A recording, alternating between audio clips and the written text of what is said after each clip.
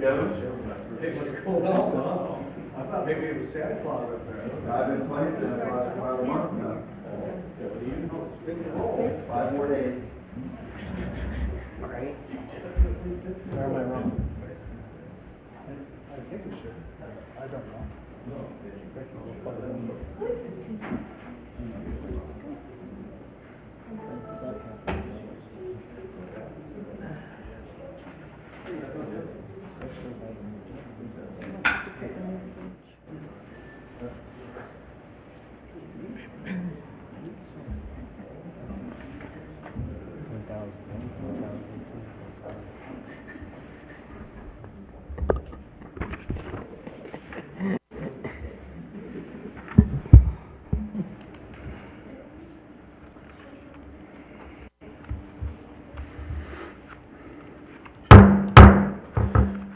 Good evening. Call to order the December 20th, 2018 regular board meeting. There was no closed session today, so we'll start with the roll call. Chairman Jeremy Coe, Present. Vice Chair John Gish, Present. Director Ty Payton, Director Robert Gleason, Present. Director Gloriana Rhodes. Present. Please join me for the Pledge of Allegiance.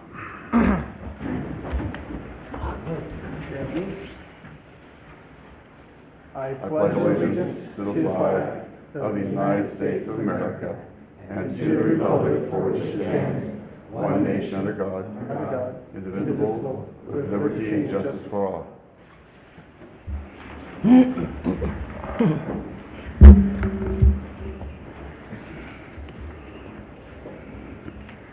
Okay, any declaration of conflict of interest?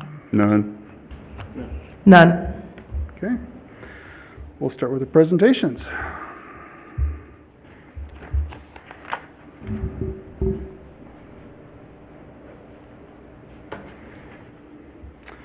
Uh, 6.1, comments by outgoing board members.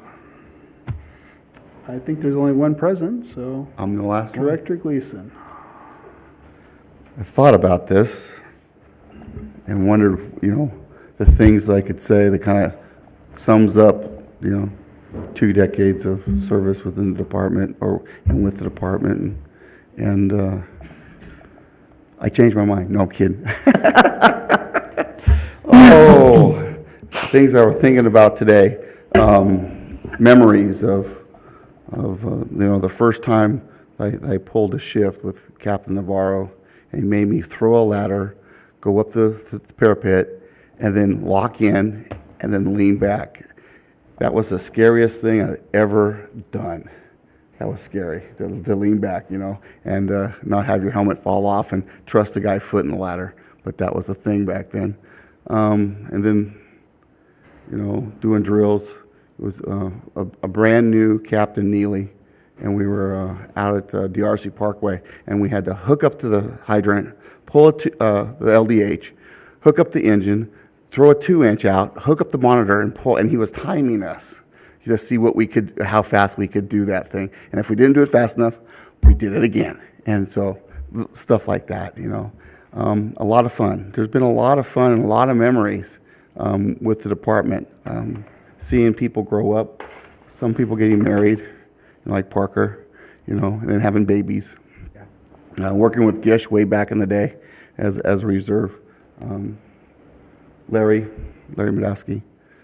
Coaching, out of the department, kind of off duty, doing some coaching with the Chargers with Chief Neely. And so it hasn't always been roses. Gene and I have not seen eye to eye on a lot of things, on and off, out of the department. I mean, we're just got personalities, but it seemed to work, and we got a lot of things accomplished. Seen some really tough times, where like Gene was the only one, manning the oars, and sometimes you only had one oar, but try to keep everything going straight, and seeing the changes in boards and attitude and the experience that's come up here. And I look forward to watching the two new board members that are coming up and the experience that they bring. It's been a pleasure to serve and to be a part of a beacon of hope within our county in regards to the fire service. So, Chief, thanks for the patience. and thanks for the training. Appreciate it.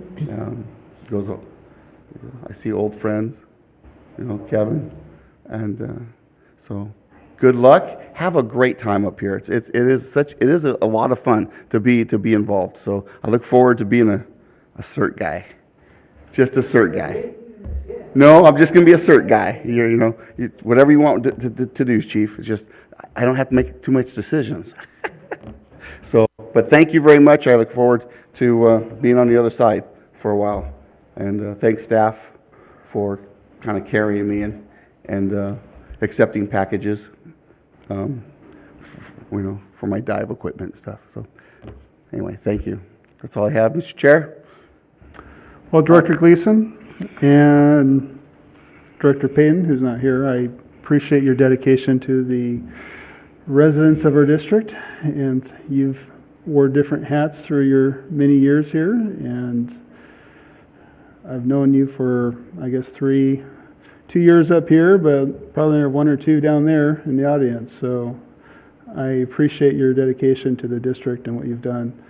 And I've heard some of those stories of the not so good times, and you still and you made it through it. So thank you for your service, as well as for Director Payton, who could not be here tonight. So thank you very much. Thank you. To do. Any other comments from the board? What? Yeah, I got my. oh, This? I was hoping to give that to you, so. Oh, you can, here. You No, that's okay, that's okay. I wanted to let you know that that's your name plate from your turnouts, and we appreciate your hard work and dedication. It's been a lot of different aspects of your career here, from reserve to board member to now to moving on to CERT, which is going to be a phenomenal program. I'm looking forward to having somebody really take the reins of that and get it wound up and rolling in the right direction. So again, thank you. I appreciate it. I appreciate all your help. I appreciate you holding us to transparency and accountability for everything, and that helps the organization as a whole. So thank you very much. Thanks, Chief. Really appreciate it. I'm out of here. Director Rhodes. Yes, I would love to say something. I'm sorry. I thought you guys were all done. Oh, no. Oh, you're fine. I didn't know that piece, so that was great to know. But, in a board of 5, there's always different personalities. And when you put those personalities together, it actually makes magic. And seeing Ty and Gleason, and I'm not calling you directors at this point because I consider you friends, but, Ty was always that quiet, wise voice. But you were always the one that kept throwing that energy, and had us going. So I'm very, very appreciative, for your service here. And we go way back. I mean, I'm looking at your hair white, and mine would probably be just like that if I didn't have like 3 or 4 different colors in it. But, we served up here in a different capacity in the city council when we were young and our hair was completely black, so that's how long it's been since we've served together. We've had our good times, we've had our bad times, but, now that you're leaving, I become the senior citizen of the board. But one thing is, I came in just a little bit before you did to the fire district. You came in right after that. But we saw some really, really, really tough times. And, pulled it through, thanks to our chief, who was new chief at the time. So it's so nice to be in a situation right now where we have the new equipment, we have the stations going up, we have the money, we were able to raise wages. I mean, it's just unbelievable from, 10 years ago, 8 years ago, when we were all scared to use that word, bankruptcy, but it was out there in the horizon. So thank you for your service. I was able to talk to Ty before at our dinner. So, and hopefully we'll see him around, because he's another person that I would love to, once in a while have a little chat. Now, again, the good thing is that I don't know if one of our new directors has ever been in the fire service. I know that the other one is been in the police service. He's on the other But, side. yeah, I know, but at the same time, I always want to remind you guys, you guys might be in the fire service, but I gave birth to one, so I'm just as special as you are. Thank you so much. Well, you're part of the reason I'm up here. You conned me into running for the board. We've been friends forever, since we were little. So it's been fun on the board with you. I know we'll see each other around. Oh, yeah. And congratulations on your engagement again. Thanks, Kish. And for those that don't know, both directors were given a plaque at an earlier date. Since Director Payton couldn't be here, those were presented earlier in the month. So hope you enjoy that on your wall. It's already up. Already up. Okay. It is, it's really nice.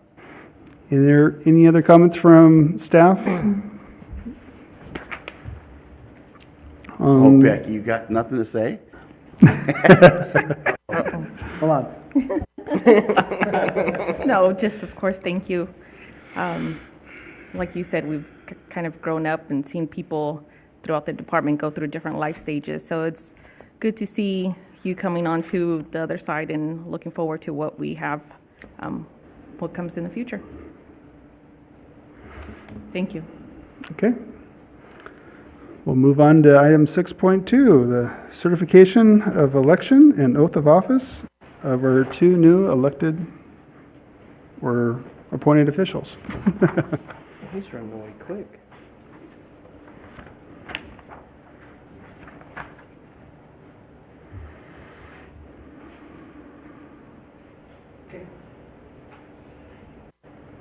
Mr. Chair, we have their certification of appointment right here, their certificates, but we're going to bring them up one by one and give them the oath of office, if that's all right with you. Please. Would you like to join me down here? Sure, absolutely. I guess the whole board can just come on down. I gotta make us all. And we'll call up first, George Ishihara.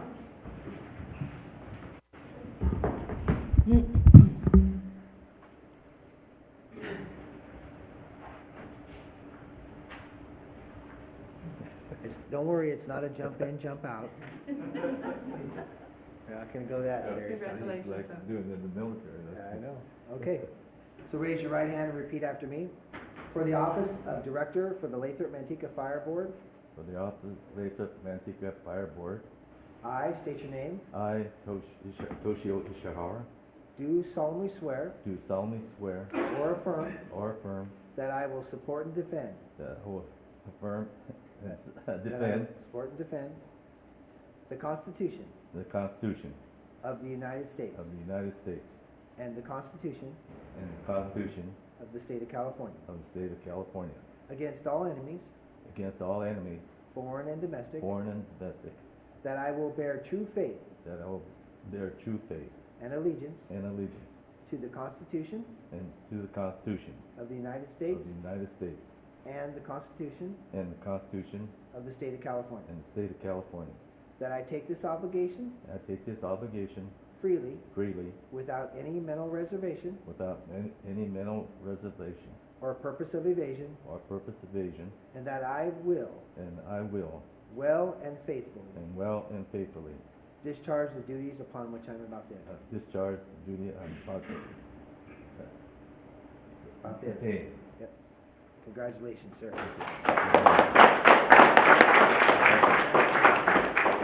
Congratulations again. We just need your signature here. And then your certificate appointment is it Roth? DuBrow? I, Melinda DuBrow, Register of Voters for the County of San Joaquin, do hereby certify that an election held on the 6th day of November 2018, San Joaquin County Board of Supervisors, State of California, being supervising authority appointed in lieu of election, that Tosh Ishihara to the office of Board of Director, Lathrop Manteca Fire District. There you go. Thank you, Chief. Okay. Okay.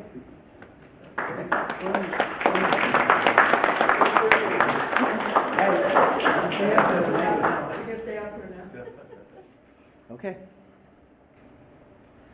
Right now, repeat after me. For the office of For the office of Director for the Lathrop Manteca Fire Board of Directors, Director of the Lathrop Manteca Fire Board of Directors, I state your name, I, Mark Elliott, do solemnly swear do solemnly swear or affirm or affirm that I will support and defend that I will support and defend the Constitution of the United States the Constitution of the United States and the Constitution of the State of California and the Constitution of the State of California against all enemies, against all enemies, foreign and domestic, foreign and domestic, that I will bear true faith and allegiance that I will bear true faith and allegiance to the Constitution of the United States to the Constitution of the United States and the Constitution of the State of California, and to the Constitution of the State of California, that I take this obligation freely that I take this obligation freely without any mental reservation without any mental reservation or purpose of evasion, or purpose of evasion, and that I will well and that I will well and faithfully discharge and faithfully discharge the duties upon which I'm about to enter. the duties that I'm about to enter. Okay. All right. Congratulations.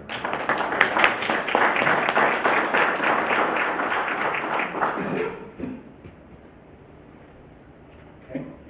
And then yours also reads Melinda DeBroff, Register of Voters for the County of San Joaquin. Do I hear certified that an election was held on the 6th day of November 2018, San Joaquin County Board of Supervisors, State of California, being the supervising authority appointed in lieu of election, Mark Elliott to the office of Board of Directors.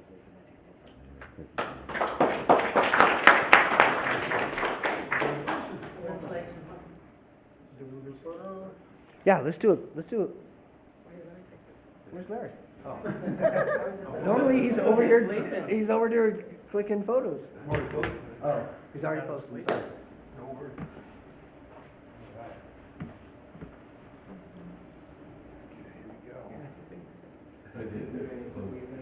Here we go.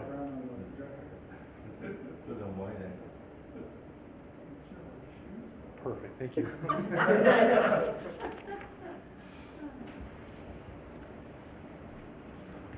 Okay. Yeah. So now we're. I don't know if you guys want to get up there, but we're gonna. I guess you can gavel a break. We're gonna take a recess and come back here and have some coffee and some donuts and some refreshments before we get started with the new board. Okay, I'll take a temporary recess till 7:35.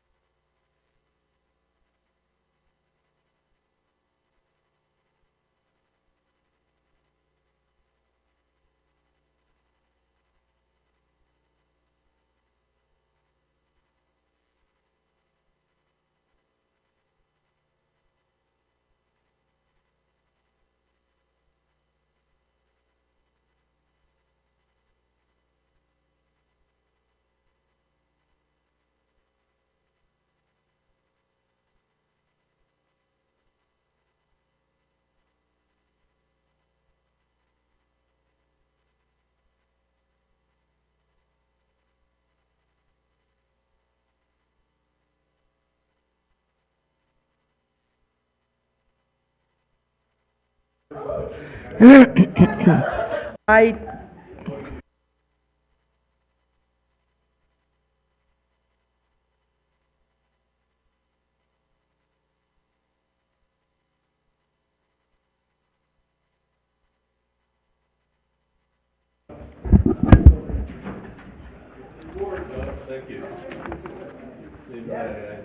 Got your nameplates all set up? From last night, just. You're still on the planning commission? One night.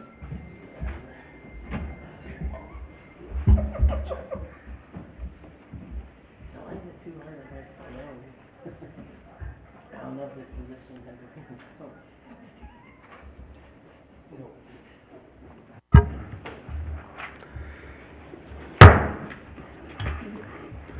Okay, call this meeting back to order at 7:40 with our newly elected officials. Item 6.3, I'd like to give the new officials a chance to speak. I'll start with Director Elliott.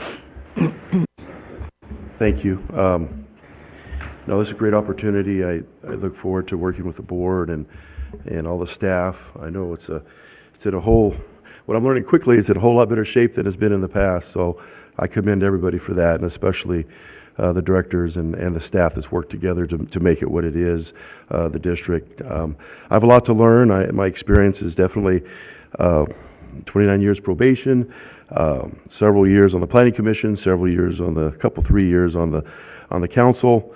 My real connection to firefighting would be my grandfather.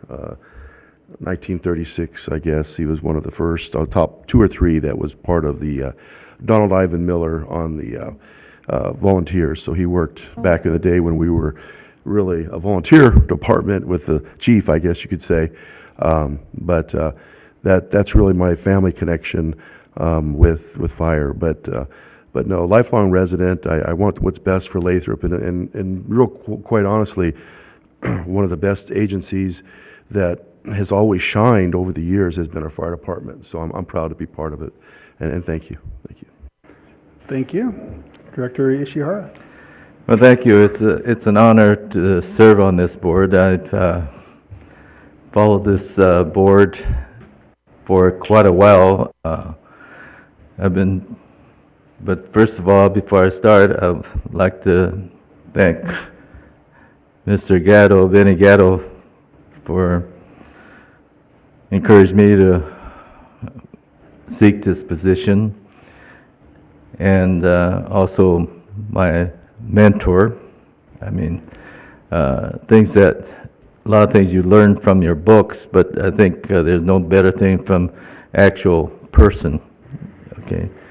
And also,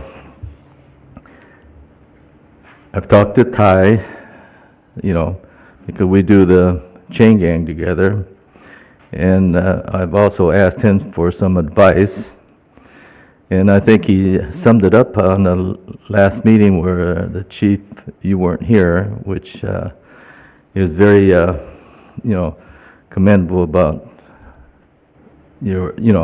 he said for me to I said, what's the advice can you give me? He says, just listen to the chief.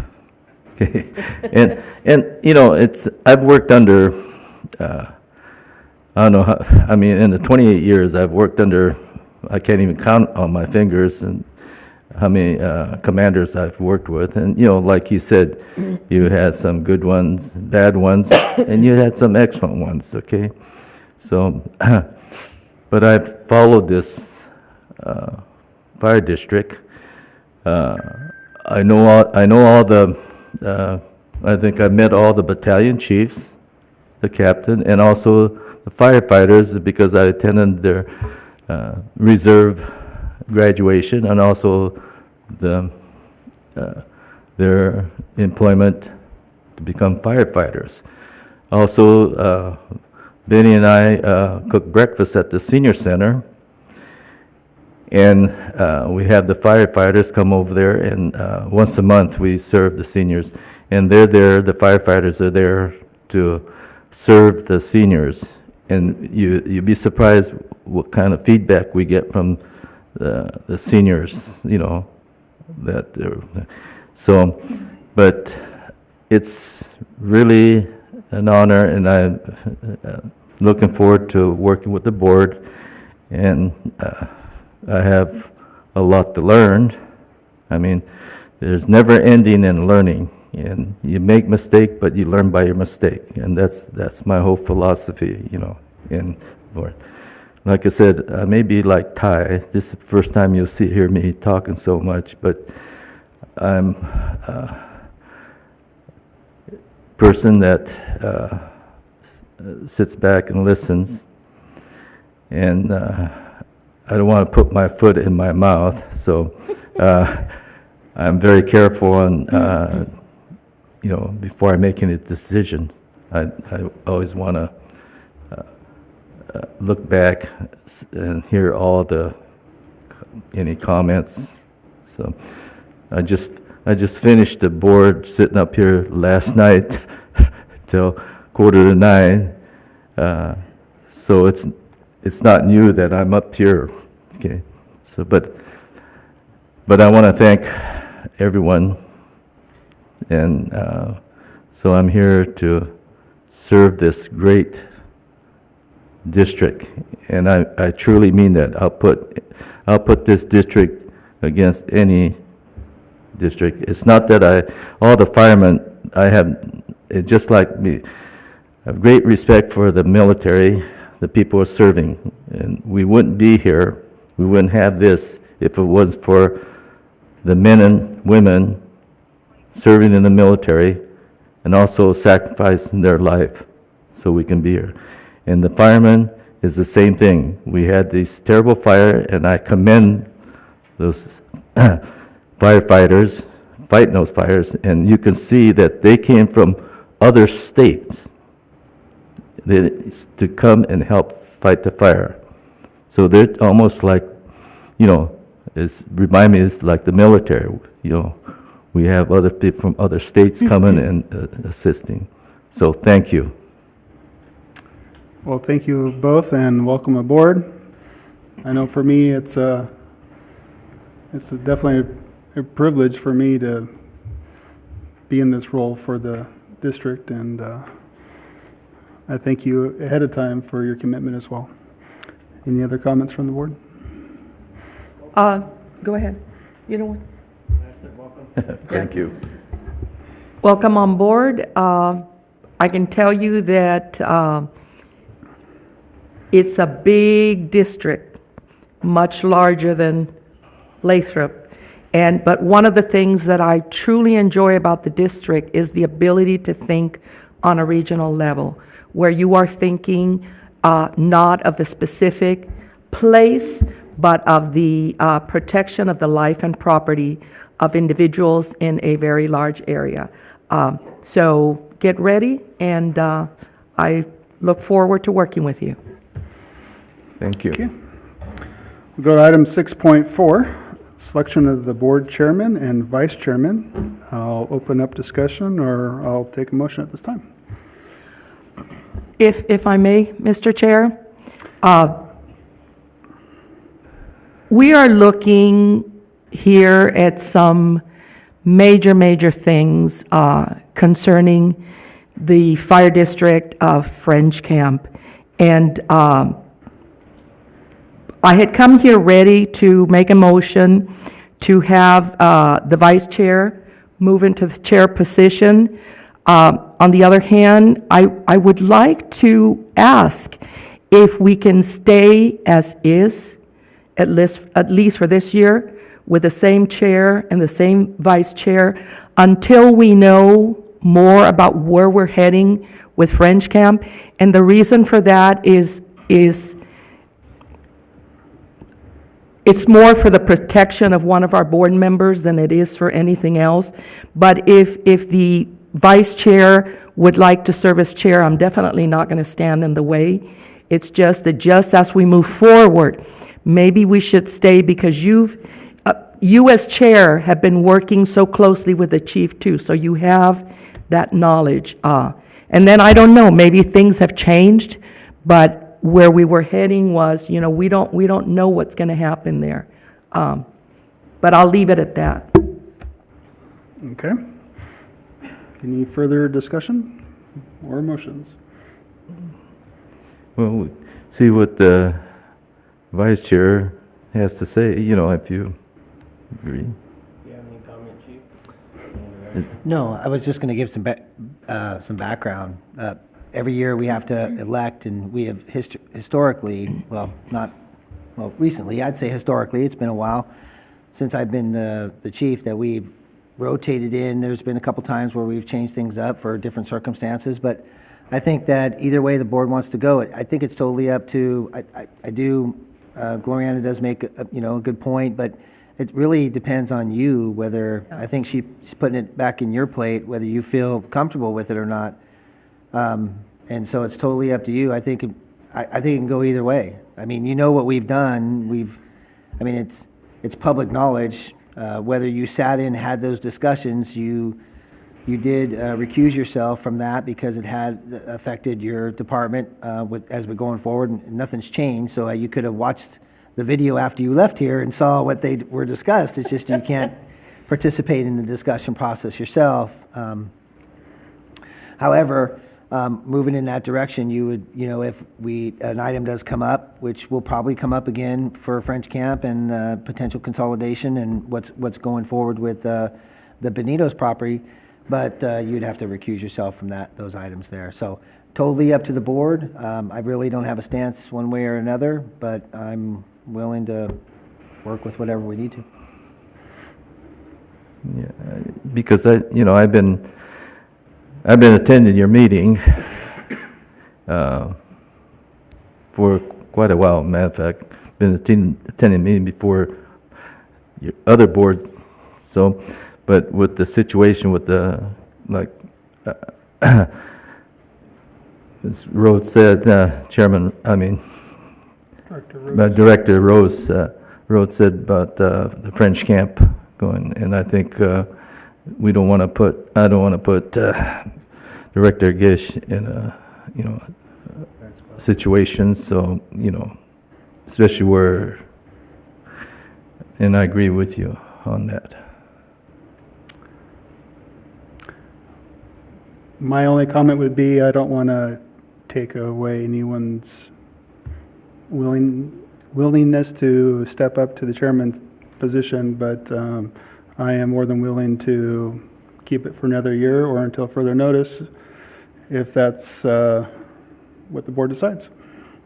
And I do appreciate Director Rhodes' concern, and I do share that, so. Sounds like a good idea. Okay. But mine would be to leave it as is. In other words, he would still be the vice chair. Yeah, right. But Director Gish, again, I don't want to stand in your way. So, yeah. Okay, so I'll make a motion then that we stay with the same, I call it the executive board, really, because that's what you are. The chair as Co. and the vice chair as Gish. Okay, we have a motion on the floor I'll from second that. Director Rhodes and a second from Director, That's for public comment. Okay. sorry, from Director Elliott. Roll call? Director Ishihara, Yes. Director Elliott, Yes. Director Rhodes, Yes. Vice Chair Gish, Yes. Chairman Coe. Yes. Can I add to that? I didn't want to add earlier. I was at the last city council meeting, and the attorney went on a long explanation over and over again about, conflicts of interest. And while what he was talking about wasn't something that I even considered a conflict of interest, and I know that Director Gish has been really good about, to be really honest with you, I don't think that even if Director Gish was involved, that he would do the right thing. But what concerned me was when the attorney was talking about, it wouldn't be the board, it would actually be the director that they would go after, and the director would have to prove that there was no conflict. And I wouldn't want to be in that position. I don't think anybody would want to be in that position.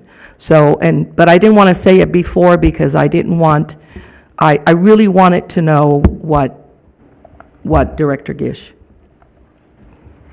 Fair enough. Okay, item 6.5, the ad hoc committee assignments and representation for 2019. Traditionally, we have some 2x2 committees.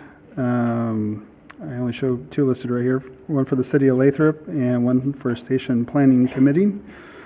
I still very much have an interest in being part of the station planning committee,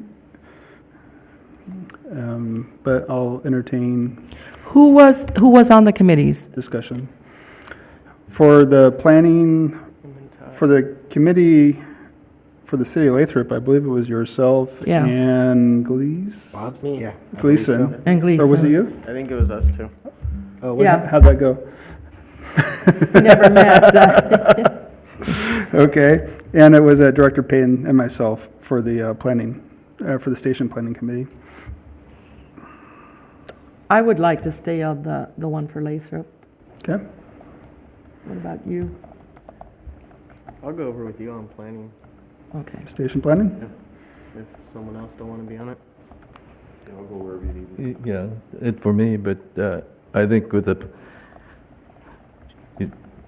either one, if you Since want you to just go came with from there. 2x2. Yeah, I could do this. Yeah. Hey, you know the internal, You know the in and out. you know the internal secrets of the city, so we'd love to have you on it. Do we need a motion, or is that good enough for you, Oh, chief? actually, they're ad hoc committees, so it's just Okay, a volunteer. We don't want a motion or a point, because then they're Brown Act. yep. Okay, thank you, directors, for taking on that additional responsibility. Take us to item number 7, public comment. Becky, do we have any public interest cards submitted? I do have a request, Mr. Chair. Mr. Benny Gatto. Okay. Mr. Gatto.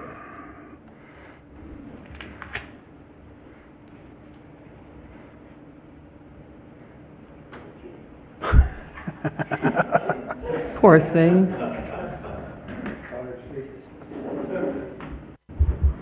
Thank you, Chair. Directors, I just want to congratulate the 2 new directors. I don't know if they've had any bad words to say about me, being I pushed them into it, but I think you folks are going to be a great asset to the board. And I know y'all have been working hard. You all doing a good job. I think these 2 are going to be a help to you. This department has come a long ways. As Mark said a little while ago, his grandfather, who I served with as a volunteer, him and I used to go around and around, but I'll tell you, we had we had our hearts in being a volunteer. We saved a lot of foundations, back then, but I think back and I have worked, and I stated this before, under 8 chiefs since this department was formed. And I would want to say that some of them were good, some of them were not so good, but I would say the best that has come along is the chief that you have right now. He's brought this department from near bankruptcy, who Manuel Medeiros was advocating at one time, to where we are today. And he's to be applauded for that job. I know when I asked him to take on the role of a finance person in this department, I had a lot of people that wanted to chew me out and tell me no and this and that, but we persevered, and that's where we are today, Chief. So congratulations. And to your staff that has done a great job. I always told the board that you were working yourself too hard. And I remember at one time I said that if he happened to keel over with a heart attack, I said his wife might own this district. And I remember Ty saying, "Oh, do you think so?" And I said, "Well, I think you better let him have some help." So that's where we are today. Thank you all, and keep up the good work. Thank you. Any other interest cards? No further Okay. requests. Any other public comment? None heard. We'll go to item 8, consent items. Consent calendar, item 8.1, November 15th, 2018, regular board meeting minutes. Item 8.2, monthly register of warrants. Item 8.3, receive and file November 2018 incident and training report. Item 8.4, receive and file monthly year-to-date budget report. Okay. I'll turn to the board. Any discussion or? I'll make a, I'd have to abstain on this. Okay. You weren't yeah. there? We can do the motion where we do all, and you just go the yay and abstaining from that one. We still have 3. So I make a motion that we approve the consent calendar with 8.1, 8.2, 8.3, and 8.4. Okay. Second it. Motion by Director Rhodes, second by Vice Chair Gish. Take a roll call, please. Director Ishihara, I abstain. Director Elliott, I'll abstain also. Director Rhodes, Yes. Vice Chair Gish, Yes.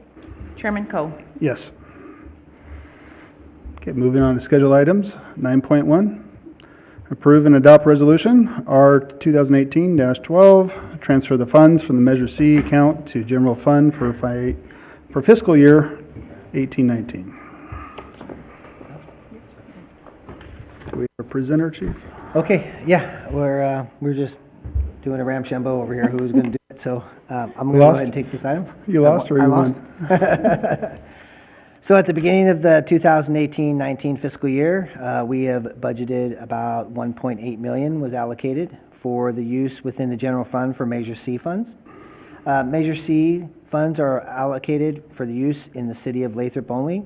As everybody remembers, that's a measure that was passed by 77% of the public, and we allocate those to personnel costs within the city. We take our 2-person companies and we expand them to 3-person companies. And we also have put extra staffing on the rescue and have been afforded that, and it's doing well. To let the board know, we anticipating this quarter to be about $600,000 to add to what we currently have in the year-to-dates. As you can go through, you can see what we have totally. So we're going to be looking at this transfer of $900,000, which is half approximately. A little over half of the allocated amount of the annual budget of the expenses. Measure C fund balance after that will be $838,000. Again, we are expecting another 2 more quarters to go in there before the end of the fiscal year, which will allocate the remainder of the balance. So we anticipate, last year what we did was, just a little bit further on the background, we transferred all the money over mid-year. So our fund, when we talk about teetering funds, the county only teeters our property tax and our override tax. They won't teeter any funds that we budget, such as Measure C. So we have to allocate those funds as we spend them, because the budget has those included in it. We spend the budget, accordingly, evenly for the most part. We have a little bit extra this year because we had so much strike team pay went out. It was over $500,000 this year. So we're over $500,000. We have a couple, the Ferguson fire was $278,000 alone in reimbursement. We haven't gotten it yet. So that tends to take our account down. And again, with the expenditures for Measure C, we also takes us down. So we are going to allocate half that over. So staff is recommending the fire board approve and adopt resolution 2018-12, the transfer of funds for Measure C to the general fund. And then in April, we'll transfer the remaining amount. And we anticipate getting payment for the strike team. We got one for around $61,000 so far. Now answer any questions. Okay, I have no questions. I just have one quick question. Director Elliott. Chief, thank you. The strike team funds, where does that come from? The state of California, or is it federal funds? At both. It depends whether it's a FMAC fire or not. So if it does get federally funded, so if it's in the federal land or in the state land, and sometimes when we're out there, they will ask us to come in and tell them where we worked, whether we were on the state land or federal land, and how much time we spent on each, because they divide that up pretty fairly, I guess, if you want to say that, amongst themselves. But we get both. We get reimbursement. The state OES really submits our payment, but the federal funds will pay up to 75% if it's an FMAC, if it's a federally funded fire, and then the state will pay the remaining 25%. At this point, if it was federally funded, or has it not been determined yet? Yeah, there was only, I think the only state-funded fire I was on was the last one that we went to, the campfire. That was all state. Well, there was a little federal ground, but it was very, very small. Chief, thank you, Director. Thank you, Chair. How about your out-of-state deployment? That comes through the out-of-state. So the state of Utah will pay that in, but we'll have, but the Cal OES really takes care of that for us, and it's called an EMAC. It's an EMAC. It's a different funding or a different call or a different fund that funds come through there. Same thing when we call them over, because when I was at the campfire, I had probably 3 or 4 strike teams from Oregon, one from Washington, and they're funded also through the EMAC fund. Okay. If there's no other discussion, I'll entertain a motion. I'll move that we adopt resolution R 2018-12 to transfer funds from Measure C account to general fund for fiscal year 2018-2019 budget. Okay, I have a motion by Vice Chair Gish. I'll second it. I have a second by Director Rhodes. Roll call, please. Director Ishihara, Yes. Director Elliott, Yes. Director Rhodes, Yes. Vice Chair Gish, Yes. Chairman Coe. Yes. Go to item 9.2, RMS system. Okay, Mr. Chair and Board, I'm going to bring up, Administrative Battalion Chief Larry Medowski. He's going to do the presentation on this. He's been spearheading this project for us. Here you go, sir. Larry. Thank you, Chief.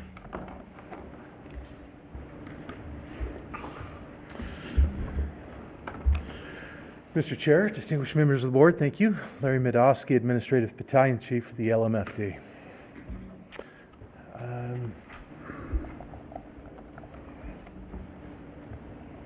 Okay. So just a summary, the Lathrop Manteca Fire District uses Firehouse software from EOS Solutions as a cloud-based database for its data entry. The fire district has used this vendor since 1998. The system is having numerous difficulties in allowing fire district personnel to keep up with the impacted growth requirements.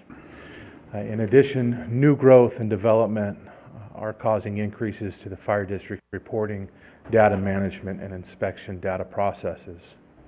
The fire district is seeing new reporting requirements with regards to hazardous materials, increased for requests for information, grant management, and other data archival and retrieval tasks that are typical impacts of growth. Staff has tried to utilize the existing service in the most efficient manner. Unfortunately, the system can no longer keep up with our growing needs. The system has been purchased and sold numerous times since our account was created in 1998. The fire district needs a new system that can handle these added workloads.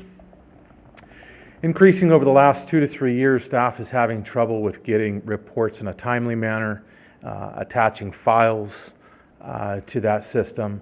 The new commercial growth expects these requests to be filled in a much quicker time frame, much more efficient manner, with much more information. The customer support has dwindled and is not keeping pace with needs of the fire district. In addition, staff has added numerous reporting elements to our activity and training report that the fire board regularly reviews. While much of the information is present in the system, the software service is increasingly difficult to retrieve that data. Staff is also encountering additional workloads in the Fire Prevention Bureau. Inspectors are spending time after an inspection back at the office entering data that can be completed at the inspection site. Occupancies are increasing in both size, the number, the complexity, what they're storing. The system even is more cumbersome to enter the required data fields. Some of those, by the way, have to be custom manipulated. The system is not intended, nor was it able, or is it able, to keep up with the growing input and retrieval needs of the fire district. Staff recognizes that the efficient software systems help to control the need for additional personnel. New software can save personnel time and make efficient use of employee workflow. Administrators can reallocate that time to other priorities within the fire district. The priorities we are now seeing due to impacts of growth include increased call volume, increased inspection load, personnel training, and service outreach to the larger communities being served. Staff developed a request for proposals by identifying the needs of each major function within the fire district, being the administration, prevention, suppressions. In addition, staff reviewed our current infrastructure, our software, our hardware, and opportunities to unlock greater efficiencies. Areas identified that could be more efficient were inspections, apparatus checkouts, reporting, training compliance, and list goes on. The fire chief authorized a request for proposals. The fire district received 4 proposals. Those proposals were from Image Trend, Zoll Data Systems, EPR Systems, and Emergency Reporting. Our current vendor, ESO Solutions Firehouse RMS, declined to submit a proposal even after numerous contact attempts. Each proposal was reviewed by members of the administration, the prevention and suppression areas. Staff also compared the proposals and criteria to our current vendor to better understand the differences that may or may not have existed. And the following criteria was used: cost, user interface, workflow integration, data extraction and reporting, service level support, and data migration. While none of the proposals received a perfect score, there will be some clear benefits should the board authorize the fire chief to enter into a contract with a new vendor. Staff has researched the data migration implementation and training costs and feels that a fair 3-year agreement should not exceed $80,000. So what we have here is we have the matrix that I explained earlier and that criteria that was used. You can see that in black there to the immediate right of the factor is our current vendor, and then next to that is the points, the maximum points available, and then you see the 4 vendors that chose to complete and submit a request, a proposal that was based on that request. Of those, we did ask them to include costs for those items as well, and we identified that as we scored those with equal point values in the most fair and transparent manner possible, that we see that we have clearly some clear benefits that we can extrapolate from those totals. So our current vendor's total point was 15. There was only one vendor that scored lower than that. And if I may add, they've got it will be a great product. I don't want to hold anything against them. It's just not developed to the point where it is going to be a software that our fire district is going to be able to meet the needs of us, if that makes sense. Image Trend, Emergency Reporting, and Zoll Data Systems And then the costs associated with those are in they're at the top header. Of that emergency reporting, the two closest were emergency reporting and image trend. I think that there's significant value in taking another look at potential for a contract with image trend. Or excuse me, emergency reporting. My apologies, emergency reporting. Staff is asking that the fire board authorize the fire chief to enter into agreement for a new records management system that is not to exceed $80,000. And we would like that to be with emergency reporting. Obviously, we don't want to totally give away our bargaining position when we move to negotiate that contract with them, but that is our intended vendor. And we feel that it would be prudent. The $80,000 from the fire facilities fee fund, and it is an applicable use of those funds. And I'm available for any questions. Thank you, Chief. I'll start on my left. Director Elliott, any questions or comments? Who was involved in grading or putting the points in? Did you have multiple staff, fire staff? Or? So I'm the one that actually put in the points. What we did do is we had each of our suppression prevention and administrative folks weigh into that, and each of those divisions helped in assessing a demonstration from each of those that submitted proposals. Yeah, thank you. No, I just, because I was wondering how they got the points, separate. Vice Chair Gish. I can understand the frustrations with Firehouse. I've used it. So I'm surprised it took this long to want to get out of them. Director Rhodes. No, I'm good. And with the matrix, because that's what the board wanted, was that the matrix be done and that staff recommend to the board. So I'm ready to go with the recommendation. Okay, well, I can tell you, of those 5, there's only one I'm not really familiar with, and so you have some good ones to choose from. So, not that you're asking us to pick for you guys, but I do understand the need, and it's essential to have a good RMS system. It will help you with lawsuits and who knows whatever else, and it's definitely needs an upgrade for the last 20 years from what you got 20 years ago. So, my only question is this on-site servers, is this cloud-based, or were they all the same?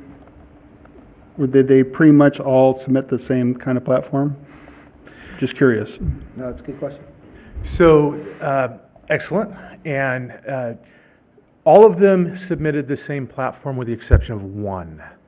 So ImageTrend wanted to use a combination of a cloud-based system and a in-house server solution.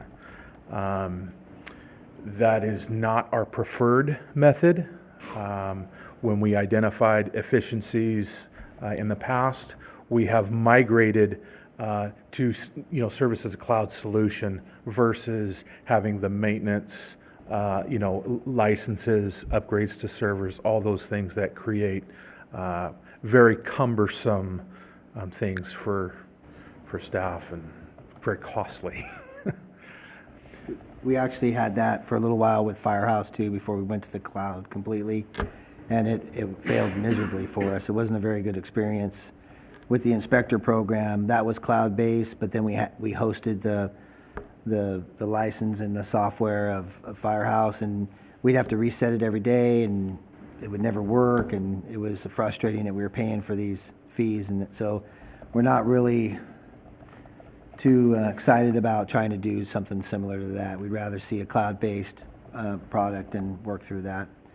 The other downside to having a based product is that we have to have somebody trained to work on it, and so we'd have to have some background and training on it, and I don't know, we'd have to expand that, so it'd be kind of different, but we are looking forward to a new system. One of the hardest points I will point out, and I commend Larry, our Chief Medowski, for getting input from everybody, from the inspectors to the staff that does billing, that does, the permits, everything of that aspect really took time to really look at to see what's going to fit us, because the emergency reporting system that we have, the RMS systems that we use, is very diverse. It does our permits, it does our billing, and we moved that a little bit to the QuickBooks, which is going to be actually better for us. So now we're not doing it twice, because with the old system we had to put it in there, and then we'd also have to do it through QuickBooks, and so it was another, just a step that we had to do. So we're looking forward to everybody looking, but it's the data migration that was huge for us to make sure that we can keep that. When businesses come in and pull information, they want to go back as many years as they can to see if there was hazardous materials, spills on the sites, or whatever it is on commercial buildings. So that was really a huge criteria for me to make sure that we have that historical knowledge and that institutional knowledge and kept in our organization, which is part of one of my goals and objectives. So my understanding, a large part of that cost is just the migration, the historical migration, to still be able to access the old data. That is a large portion of the cost, yes. And it's also my understanding that we're not the only fire district not too happy with the current vendor, and I believe the ones that you guys are choosing to go with are seems to be the same as most of the other fire districts in this county. So I think it's a great move, well overdue, and I will entertain a motion. I believe the staff is requesting just the authorization to enter into agreement not to exceed $80,000. Do I have a motion for that? Also move. Okay, Vice Chair Gish, I'll second that. second by Director Ishihara. Roll call, please. Director Ishihara, Yes. Director Elliott, Yes. Director Rhodes, Yes. Vice Chair Gish, Yes. Chairman Coe. Yes. Okay, that will do it for scheduled items. Going to 10.1, Chief's report.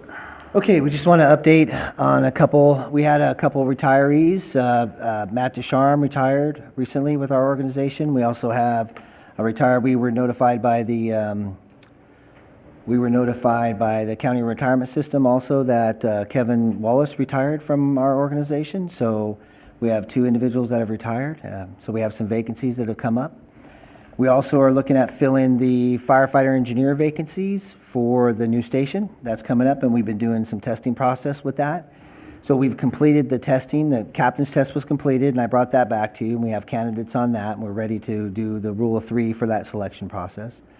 And then we also have candidates with the firefighter engineer position. Since we've migrated to a firefighter engineer and a firefighter position, we've tested in-house and outside, and we got some good candidates on the list, and we'll be using the Rule 3 also for that in the next few weeks to bring on some potential engineers. We are short one as we speak today, and so we need to try to fill that as soon as possible. And then we'll be short 3, and as I talk about Station 35's construction, we'll be short 3 when that station needs to be staffed.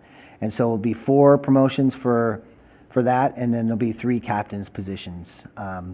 And potentially 4. Actually, there's 4 captains' positions because we had a recent demotion too. We had to do, and so we'll be having an opening there. So, moving forward, unless you have any questions about the testing process, we'll have to have a firefighter's test, so that's going to happen in January. It's, I guess it's a good problem to have, but it eats up a lot of time, and so the firefighter list has expired, and we're going to opt to retest for that position. Okay. For the 2 vacancies. Comments or questions for item A? No, Okay, I have none. all right. Okay, update on strike teams. Boy, we had probably 7 or 8. I had 10 deployments myself this year. We went out a lot.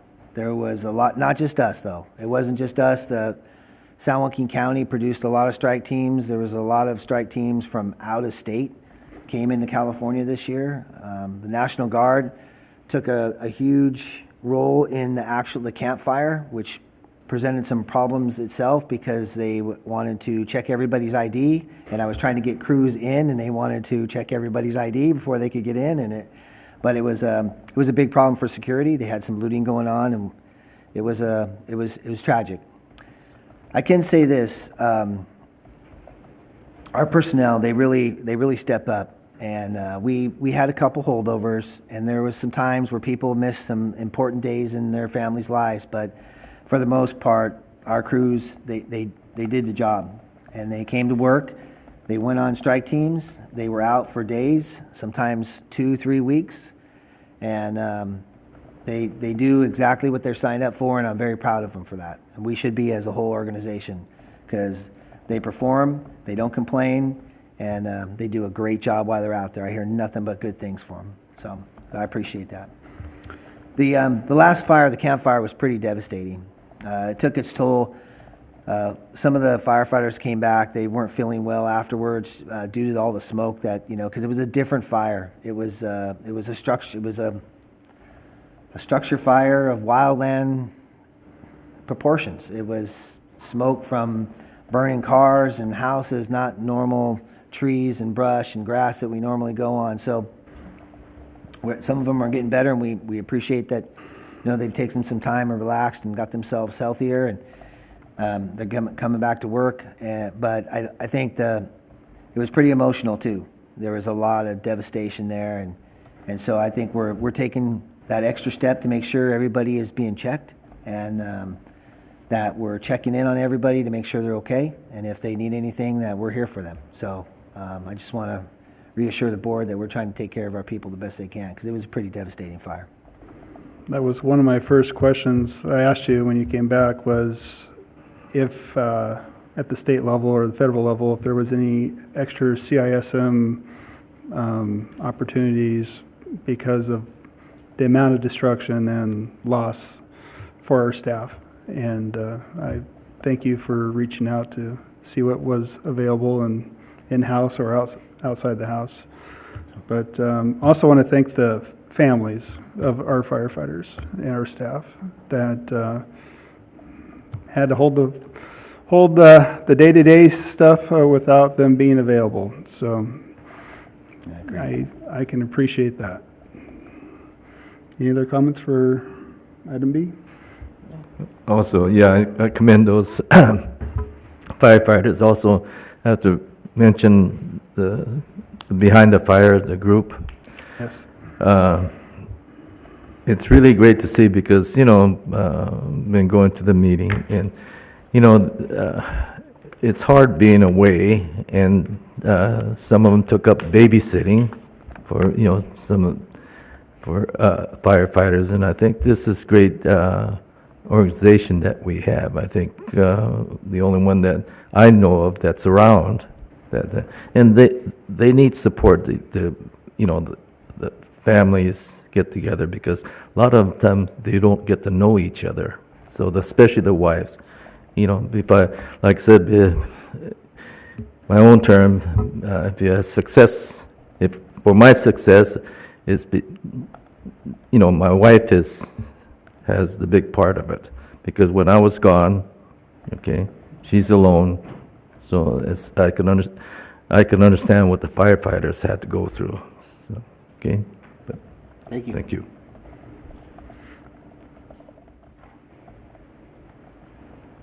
Yeah, no, just thank you. The impact's been tremendous, and it's good to see the firefighters and their families getting more healthy. I definitely have seen the effect of it, but thank you. Thank you. Okay, thank you. Okay, so next is update on Station 35 construction. So I was hoping to have a little bit better news. Unfortunately, when we sat down with the representatives from the board, and we worked through the process of the construction, and we then authorized the builder to build it and then turn it over to a turnkey with us. I think we talked about the December date, and everybody is kind of a little vague on whether that was a deadline date. I thought it was.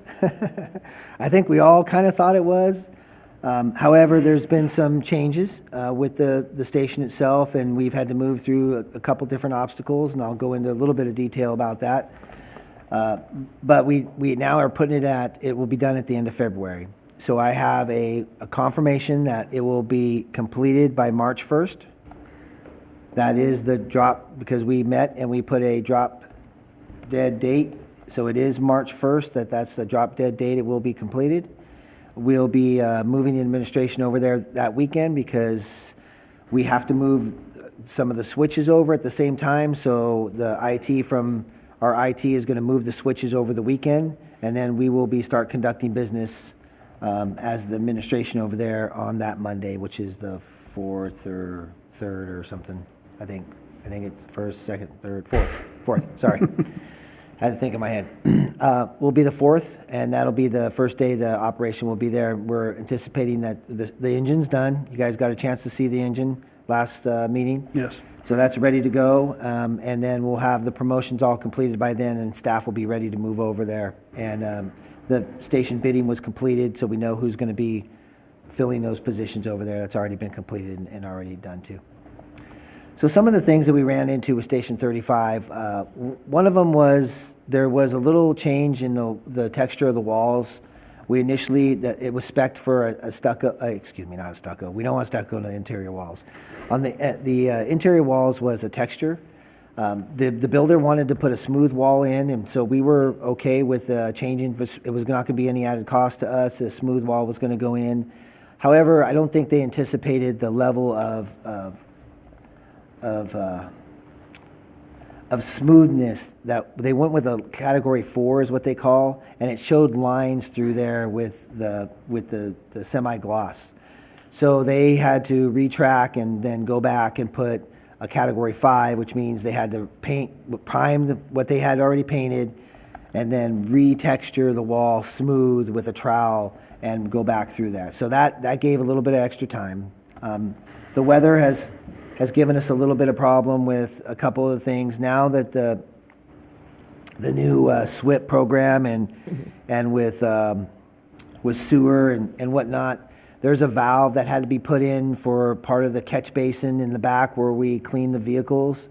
There has to be a valve that's turned when we clean the vehicle, and it goes into a catch basin more than that has a diverter in there for all the sand and oil and stuff to catch it. So there's been changes in the system itself through the city, and that's caused a little bit of an obstacle and a delay in the progress through the station. One of the other things that came up was, if you remember right, the sewer wasn't going to be there, and we were going to have to put in a tank, and it was going to be a pump and haul for maybe a year or so until the sewer was brought down from Golden Valley Parkway. Well, they have put in a pressurized system, and so we are not going to have to do that, which is good. And the sewer will be pumped out, and so everything will be up to standard except for the gas. We'll still be on propane for the first year or so until the gas comes down. I can't think of the name of the street now. It's Summerston. Yeah, Summerston. Thank you. Coming down Summerston, and then we'll switch over to natural gas. And we had to work through a couple problems with that, such as the range. We don't have a whole bunch of gas because we're going with solar on that building, so we wanted to go electricity with mostly everything. But the range is gas still, so there is a converter for that. And the range was spec'd as a Wolf range, so it's a very expensive range. So we had to make sure that there was a converter for it because we don't want to get natural gas in there and then not be able to convert the $15,000 range that was spec'd out for the station. So. We're just working through some problems. Some skylights came into effect. We've had to reduce the size of that. So we've been steadily working through the process. Becky has been in charge of making sure that all of the interior furnishings, the desks are going to be they're going to be made. They're going to be an actual desk that's made for the facility. We're not taking in and getting new desks. You want to elaborate a little bit more on that? Go ahead. Sure. Thank you. Most of the furnishings that will be in there as far as for the office will be actual built-in furnishings. We're not going currently with any modular type of furnishings so that we can also get the longer life on the furnishings. And we get to make sure that everything matches across the board and not have mismatched pieces. So we're looking at completing cabinets and furnishings for everything also here in the next couple of weeks as well. And then working through the process of the alerting system, that's been somewhat of a delay for us, and we're working through that problem. And I think that Chairman Coe can understand at least a little bit of that pain that I'm suffering on my side. So, Yes. but we're getting through that. So Station 35's come along. Everything's moving great. Actually, I talked to Travis out there, and we can do tours. So every Monday at 8:30, I do walk through the station. So anybody that wants to come, you're more than welcome to join me on the tour, and we go through, and he gives me the progress of where it's gone, and we go from the beginning all the way to the end. So it's really a beautiful station. You guys are going to be super happy with the outcome. I think they did a phenomenal job, even with the bifold doors that come through there. They did a great job, so it's going to be nice. Can you give us a little sneak peek, maybe next meeting with a couple teaser photos? Absolutely. I think that would be good. And then next Monday, again, we'll be out. It's not a holiday, right? Oh, it is. It's Christmas Eve? Yes. It's Christmas Eve. Yeah. I don't know if they'll be there. It probably open. We probably can still walk through it if you guys like to. How about the road? I noticed it's still dirt getting out there. Is there any plan on when that's going to be developed? So that was one of my concerns too, was the ground is now getting really saturated with water. They should be pumping it out. They should be doing some of the groundwork now, getting it moved around and graded and into position. So we did go, one of the things that we did do with that station that we've experienced from the other stations was we don't have any asphalt around the station. It's all concrete. So everything is poured concrete around this whole station, so we're not going to have an asphalt problem later on down the road. However, the road getting there is asphalt.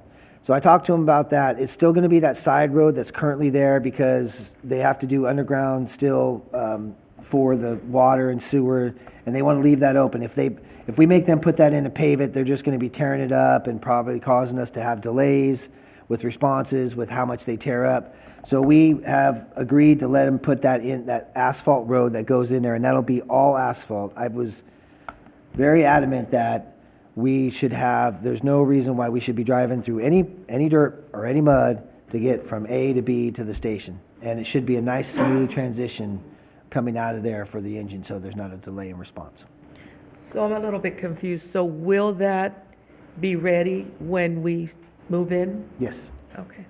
Summerston won't, but the road will. But it will be, But they're, yeah, it'll be as wide as a 2-lane road. Any questions on item C? yeah, I have something. And it's not a question, it's more of a comment. I know that through the last few years, you heard me say many, many times that we're very grateful to the city of Lathrop that they let us use this facility here. But my position previously had been that because we service the city, but we are not the city, we are a district, that sometimes it gets very confusing for residents to understand the right channels to go, because it is separate. The other piece was because we also service the unincorporated, which is quite large, that we needed to have our own little hub to have meetings. However, I will tell you that because you heard me say that so many times, I have kind of changed that position in terms of we are still more central here than we are to the city of Lathrop and also to the unincorporated, which would have to really travel to get to us. So disregard my comments from the past. I would be very, very happy to be here. And you've done a really good job in terms of making sure that people do understand that the district is separate and that there is a channel to go through for whether it be a request, a complaint, a praise, or anything else. So we just continue that piece. Okay. Sounds good.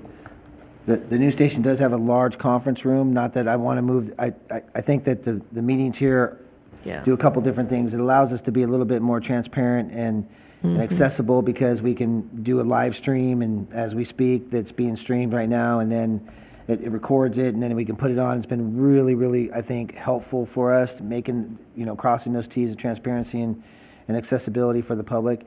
And then the other one is just in case that this is busy and we need that room, I'm having it built that it will be available for us to use there, such as we did when we used to have to go to Station 4.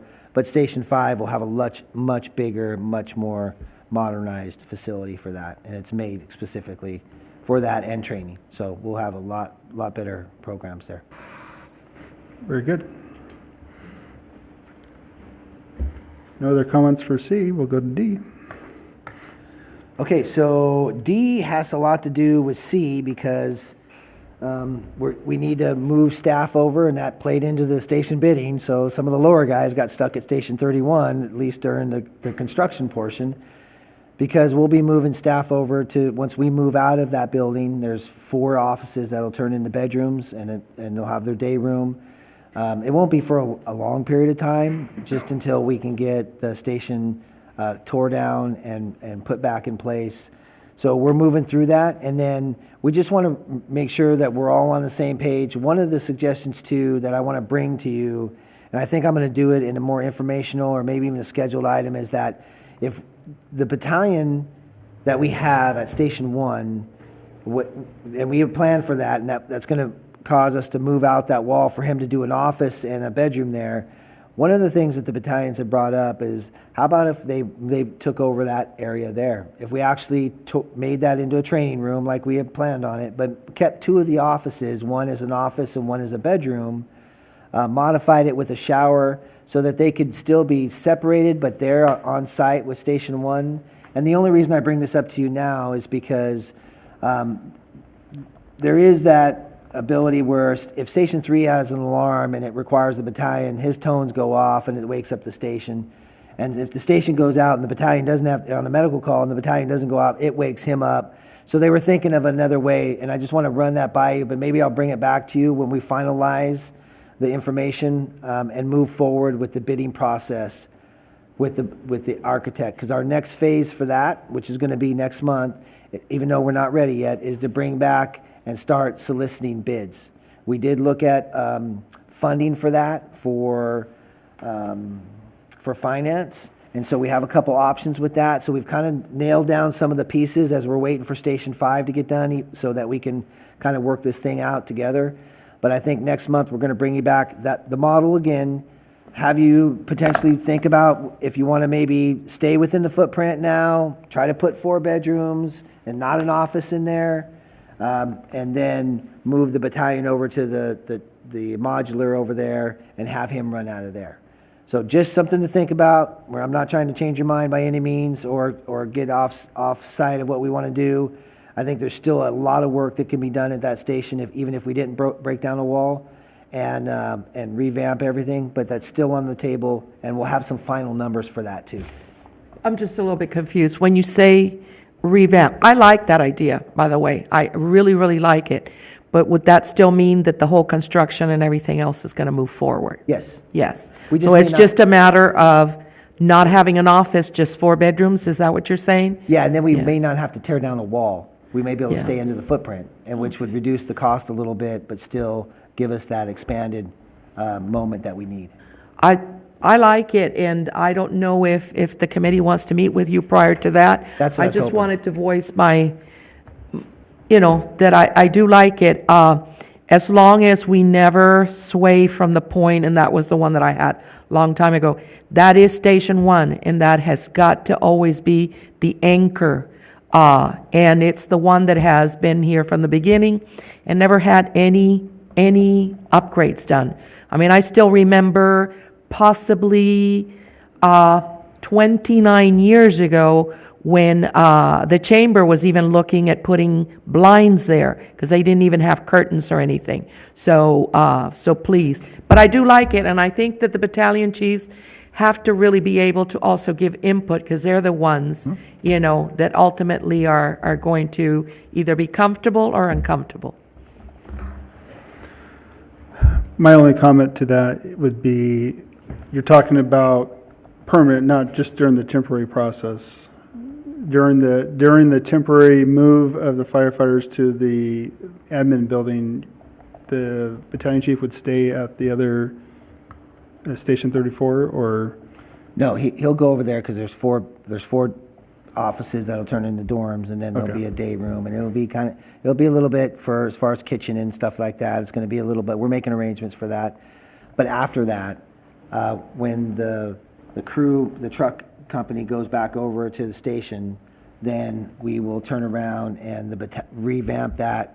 They'd move over for a temporary until we revamp, but it wouldn't take long to revamp that and start working on converting that over to battalion's quarters and a training room. Which one would be converted to battalion quarters? The modular, The modular, okay, yeah. the portion admin, of the it. current admin now. Yeah, I like, I'm sorry. Yeah, I should be. no, I clear. thought you had gone back to Station 35. I'm sorry, I didn't mean to interrupt you. No.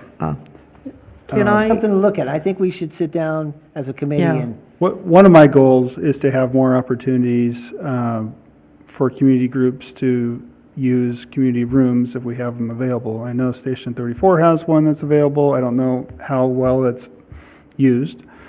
But Station 35, it's going to have a larger room that's available for the community to use. yeah. And one of my goals was to hopefully see at Station 31, the training room to be able to be used as a community room.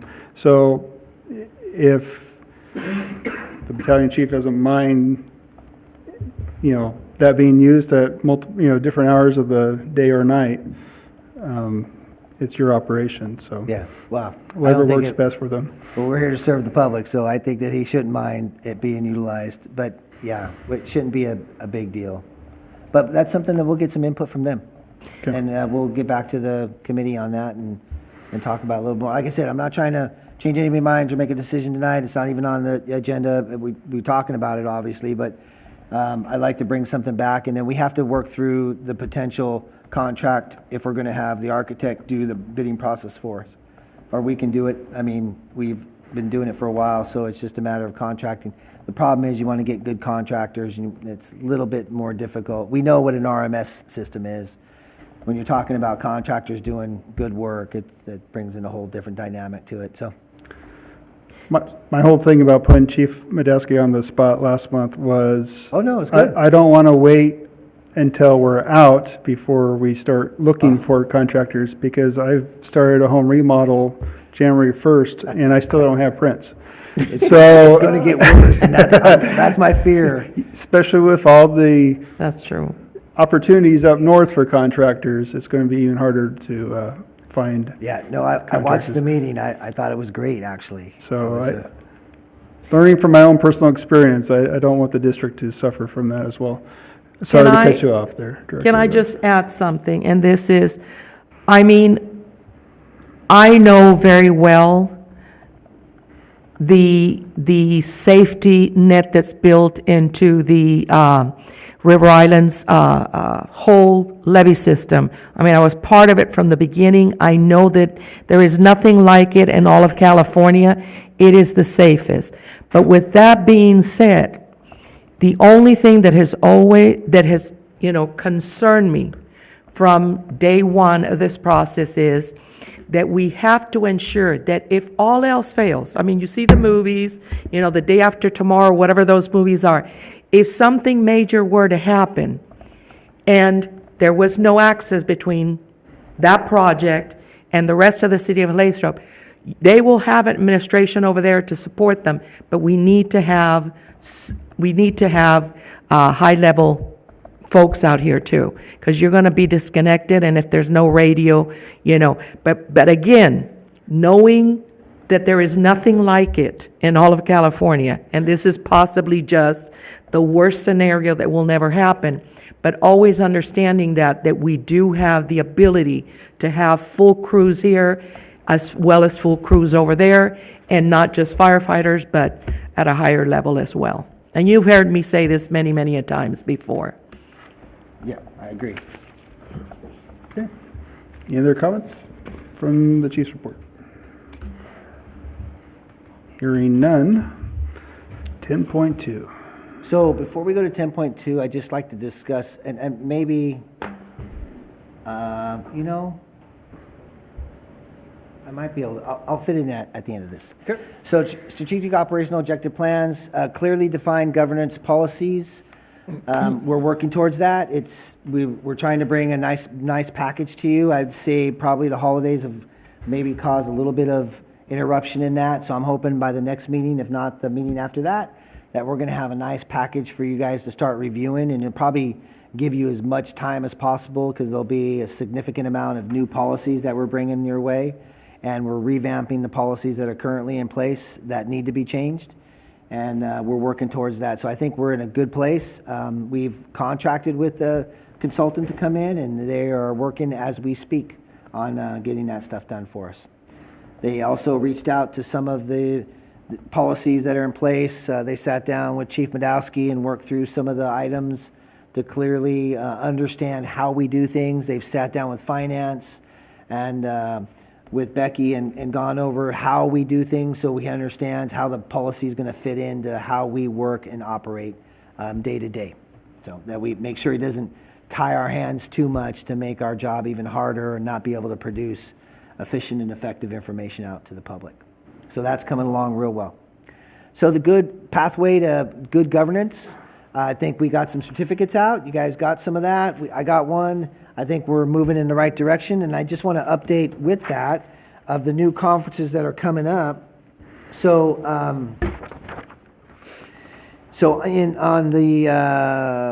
is this the date of the conference? Yeah, right? Yep. Yeah.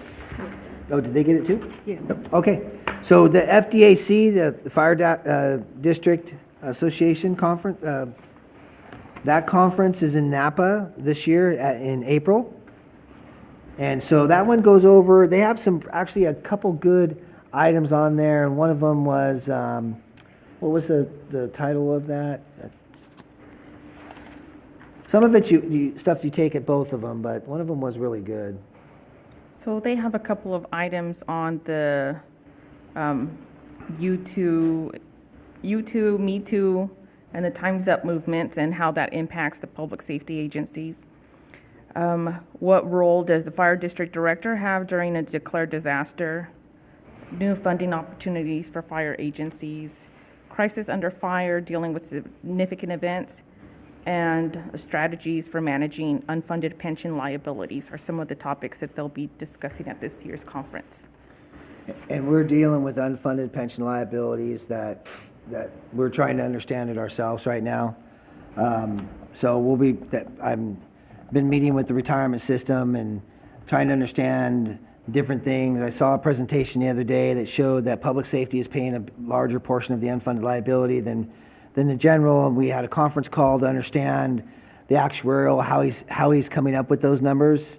And so as much as it makes sense, it still seems unfair that the burden of the unfunded liability is being put on, because the safety didn't unfund that. The safety didn't cause it, the economy did, but yet safety benefit, because of the benefit so much higher, is being really hit pretty hard. They're paying a 40% of the unfunded liability on top of the normal cost, versus the general members are only paying about 28% on top of their normal cost. And their normal cost is lower than ours to begin with. So I'm working through some of that.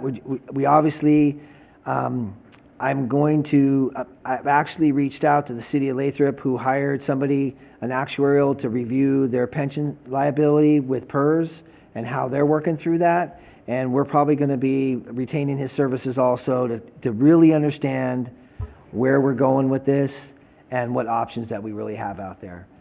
They tell us certain things, and they implemented policy to cause a 2.5 reduction or reduce the return rate or the discount rate, however you understand that number. It's the return rate of the investments, or the discount rate is how it's described in the actuarial. They reduced it down to 2.5 if we wanted to leave there. That's made it impossible for us to leave. They're holding us hostage. 36 people holding us hostage. And we just want to understand that a little bit more. So we're working towards that. Anyways, so these are good things that we need to go out. I mean, one of the benefits of the conference I was just out for the Fire Chief League of Cities, and actually they reached out, they want me to sit on one of their policy committees. So I may be entertaining that also to sit on, to get involved in the political realm of the League of Cities.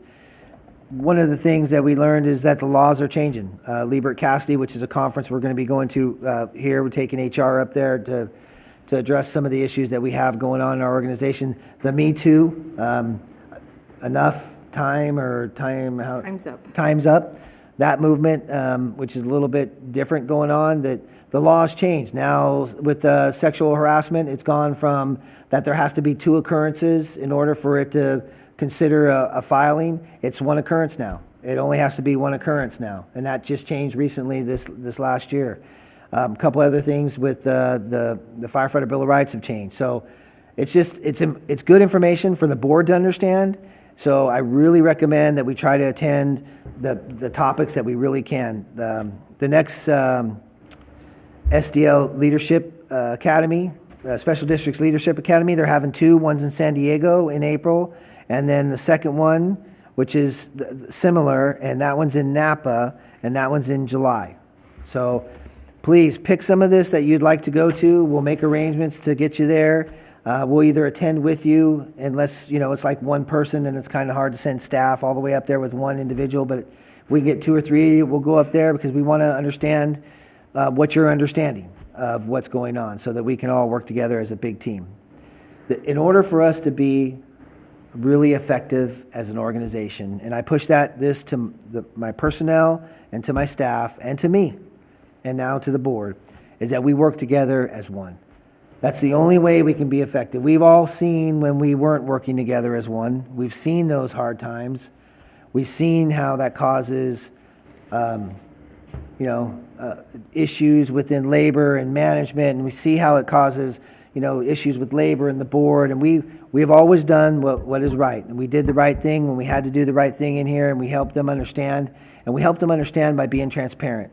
And we help them understand by we go out and we educate ourselves to make sure that we're making good, smart decisions based on good, factual information. And so really, this is where a lot of this comes from, and a lot of good ideas and how we move forward in our organization. So please, reach out to us and let us know what you'd like to attend, and we'll make arrangements to get you there. Okay? I know I got a little bit long-winded with that. No, that's- But that's the governance certification, which is on one of our strategic operational goals. Engage the community and support and provide volunteer service to enhance our mission. At the parade recently, we had our CPR coordinator go out, and he has really canvassed the area for sidewalk CPR. We're doing sidewalk CPR at Target. We're trying to encourage people who are doing daycare and babysitting, and any way, angle we can go out there. We want to make sure that people are learning CPR. Pulse point was an issue that was brought up by Director Gleason at one point, and it's kind of contentious with the EMS director on how he wants to put that in and how it's utilized in the city of Lathrop and in the rural community. But that's something we can still work forward with. I mean, we want to make sure that we're out there doing volunteer CERT program. We're ramping that up and get ready for that. We're getting ready to do a new reserve academy. We're about ready to put a new reserve academy on, so we're looking at putting that together and really participating out there. Laying a foundation for regional training. So we got a bunch of things in place. We just got certified a LARO instructor, working on a Rescue Systems 1 instructor now in our organization. We're sending them out to classes so they can bring back training for our own organization, but we're also we want to get that regional component in place. And so we really need to get that built up with a cadre of instructors so that we can provide that instruction out there. And we're getting to that point. It's going to take me a little bit of time, but I'm hoping by the end of this fiscal year that we'll have that in place. So that's what we have for the Chiefs update of district goals. And so the next one is, before we get to board comments and referrals, I want to do a referral. I don't know if that's but I want to do a referral. I would like to bring back again, we had talked about getting surfaces for the boards at one point to take away from the paper and and I know everybody likes a little bit of paper, and I know this is not going to go over well with everybody. But I think that we are to the point where we can potentially get surfaces for everybody. They plug right into actually where you're at now, and you would be able to see it on the screen that you have there. You can actually write on it with a pen. So we would be able to send you the documents. It won't take very much for staff to show you how to use it. You can actually write on the documents with your pen and bring it in, and it'll come up there, and if you had notes on it, you'd be able to look at it. I mean, the technology is really there. At least bring out an example of how we can do that for you and potentially get these. They're about $1,200-ish, $1,500 a piece, but it'd really make it a lot easier for sending out the agendas, sending out information, for you to retrieve your email.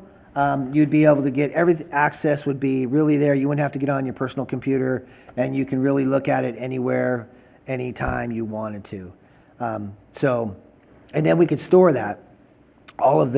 You'd be able to access all of the budgets, you'd be able to go back if you needed to. It would have all the information that you want to need. MOUs would be in there, you'd be able to search them, you'd be able to look through them. So just think about it. Again, I'd like to bring it back as a referral, but I need the board, as we know, to agree to bring it back in order to do that. I'll be the- Technically, the chief is who does the agenda with the chair, so.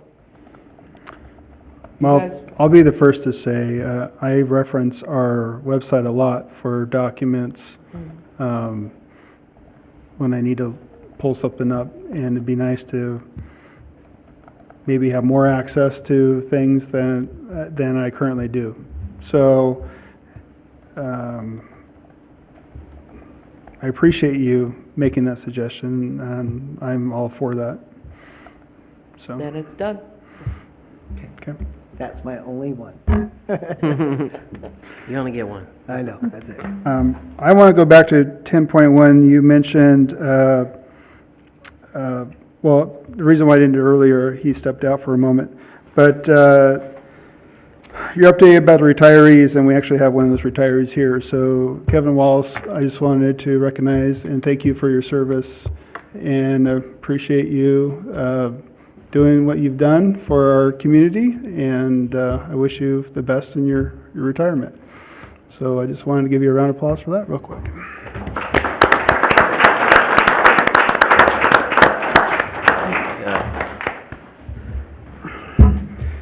Uh, 10.2, I appreciate the updates that you've been giving us. I would like to have maybe it on paper more, so we can refer back to it. I know you were talking about giving, you actually mentioned part of this, but having it something eventually for us to look at. But I think every month, if we have something to refer back to, and Director Rhodes, I think you share the same opinion, I think it would help. I appreciate the verbal updates, and I can always go back and watch the video if it's out there, but just for us, for the end of the year. Okay. And if I may, it doesn't really have to be every month. I mean, if the robo ones can be every month, but, quarterly or whatever, but it's right, because there will be a time in about a year where we're going to want to look at it, Okay. To make decisions, and I think that will help a lot. Yeah, that's not a problem. You want me to put them on the agenda, or do you want it separately, or do you want it as an item, and then how would you like to see it?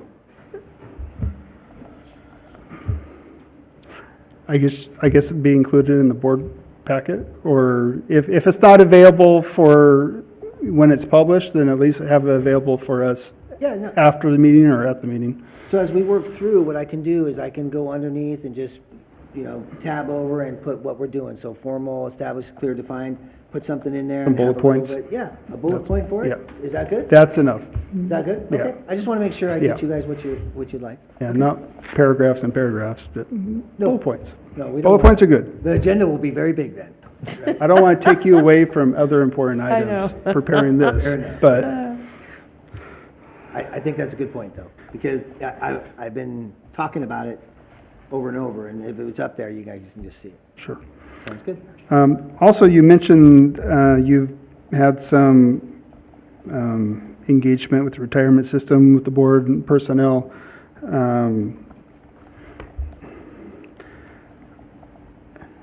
I know we as the board want you to have the district's best interest in mind when you're having those conversations. But I also know you have a personal need to make sure that those conversations are in everyone's best interest, but on a personal level too. And the only thing I ask is that when you have those engagements with them, that you have the same integrity and you're representing the district.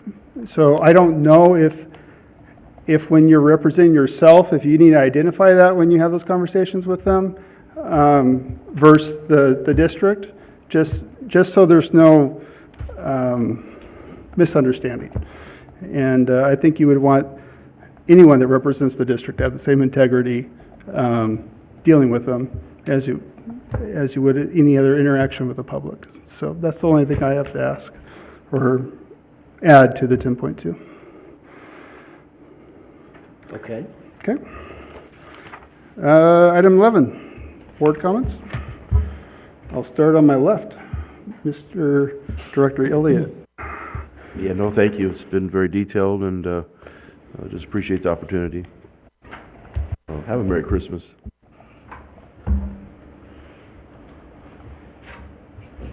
You're next, sir.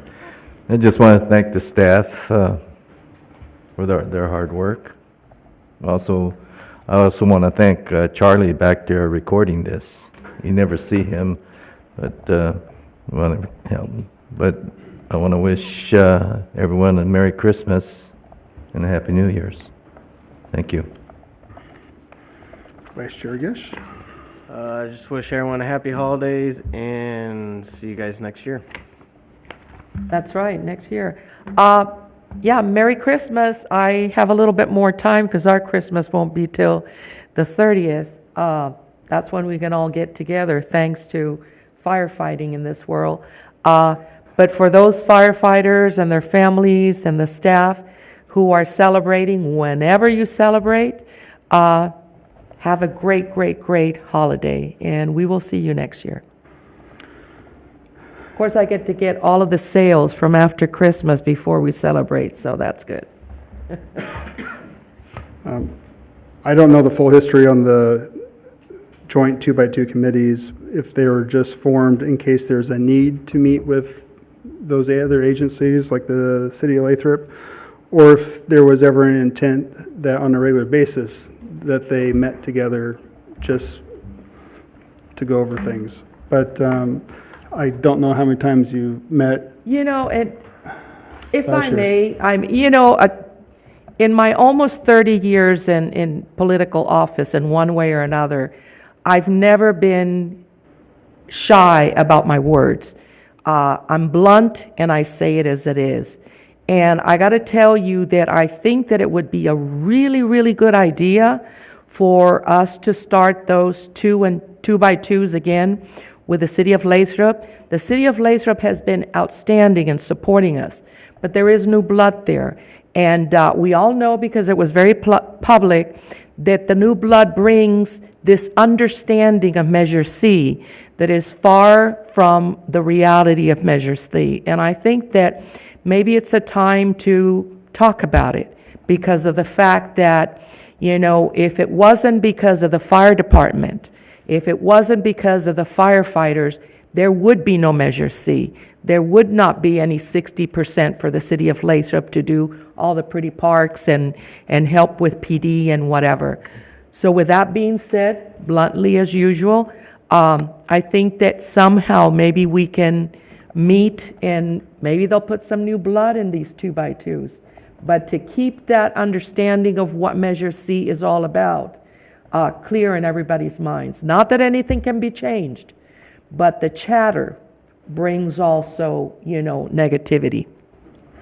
And I don't necessarily mean to meet for no reason, but Yeah. at least maybe we put it out there and we be the ones to come to them Yeah. on a quarterly basis to have something on the calendar for somebody to meet with, from our side to their side. Okay, so I have no problem sending that out. What would you like me to put on the agenda?